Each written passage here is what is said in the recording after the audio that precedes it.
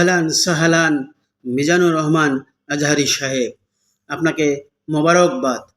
ইসলাম ধর্মের অনুশাসন মেনে আপনি নিজেকে সমসাময়িক উপস্থাপন করেছেন ও কোরআন ও হাদিস বিষয়ক সহজ সাবলীল ও গবেষণাধর্মী আলোচনার কারণে অল্প সময়ে আপনি বাংলাদেশ সহ অন্যান্য দেশের মুসলিম, বিশেষত মুসলিম তরুণ সম্প্রদায়ের কাছে জনপ্রিয়তা অর্জন করেছেন। আপনার মাধ্যমে বিভিন্ন অন্য ধর্মাবলম্বীর, বিশেষ করে ইসলাম ধর্মে ধর্মান্তরিত হন।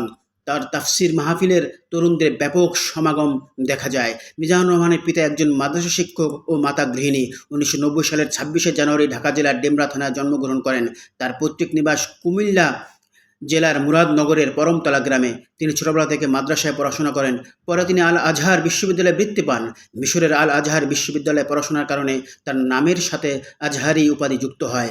মিজানুর রহমান 2014 সালে 19শে জানুয়ারি বৈবাহিক বন্ধনে আবদ্ধ হন। তার দুটি কন্যা সন্তান রয়েছে। আজহারি একজন মেধাবী ছাত্র ছিলেন। দারুন নাজ্জাত সিদ্দিকিয়া কামিল মাদ্রাসা থেকে যথাক্রমে 2004 সালে দাখিল ও 2006 সালে আলিম পাশ করেন। উভয় পরীক্ষাতেই বাংলাদেশ মাদ্রাসা শিক্ষা বোর্ডে মেধা তালিকায় শীর্ষস্থান অধিকার করেন। 2007 সালে ইসলামী ফাউন্ডেশন কর্তৃক আয়োজিত মিশরীয় সরকারের স্কলারশিপ পরীক্ষায় প্রথম স্থান অধিকার করেন।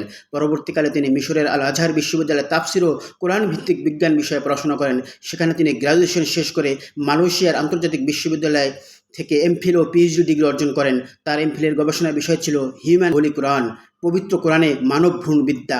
অতঃপর একই বিশ্ববিদ্যালয়ে পিএইচডি প্রার্থী হিসেবে মনোনীত হন। তিনি human behavioural characteristic in the Holi Quran and analytical study, পবিত্র কোরআন ও বিশ্লেষণধর্মী গবেষণা, মানব আচরণের বৈশিষ্ট্য এর উপর 2021 সালে